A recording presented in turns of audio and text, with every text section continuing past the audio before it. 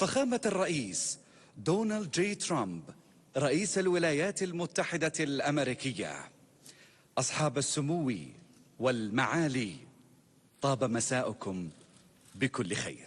In the name of Allah, the most gracious, the most merciful, Your Royal Highness Prince Mohammed bin Salman bin Abdul Aziz Al Saud, Crown Prince and Prime Minister, the Honorable Donald J. Trump, President of the United States of America.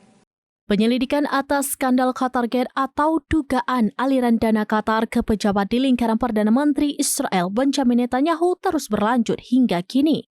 Pada 31 Maret 2025, Netanyahu dipanggil polisi setelah dua pejabatnya ditangkap akibat skandal Qatargate. Dikutip dari The Guardian pada 6 April 2025, dua pejabat tersebut adalah penasihat Netanyahu, Jonathan Urich, dan jurubicara Eli Philistine. Keduanya diduga menerima uang dari Qatar yang disalurkan melalui kelompok lobi Amerika Serikat.